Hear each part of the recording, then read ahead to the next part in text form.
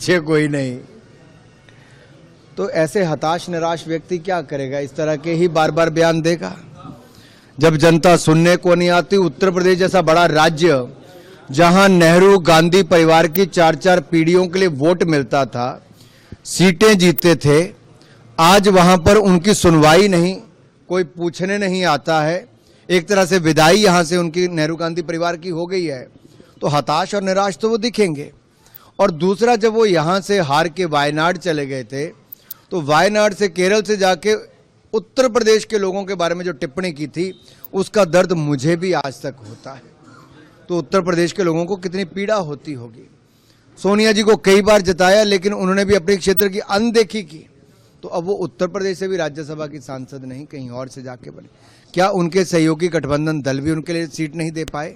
ये अपने आप में प्रश्नचिन्ह खड़ा करता है कि दिखावे का गठबंधन है, कुल मिला के ठगबंधन है।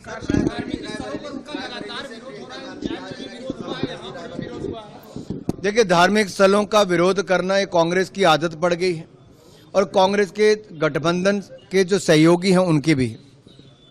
कभी राम जी को अपमानित करना, कभी सनातन धर्म को कुचलने की बात करना, कभी उत्तर दक्षिण को बांटने की बात करना, कभी भारत के टुकड़े टुकड़े की सोच रखना, कभी भारत के टुकड़े टुकड़े गैंग के साथ गठबंधन कर लेना, उनको अपनी पार्टी में शामिल कर देना।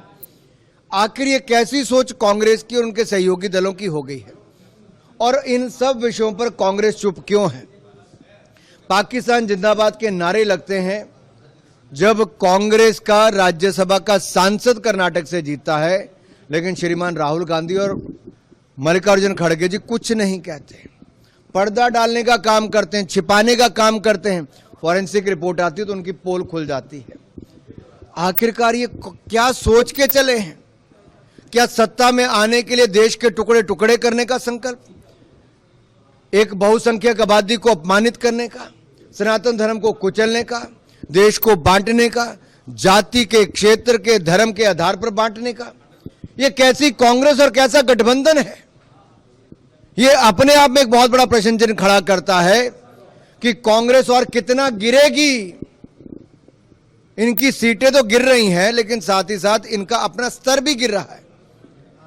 ये कभी इतनी सीटें नहीं जीत पा रहे कि इनका नेता प्रतिपक्ष भी बन पाए।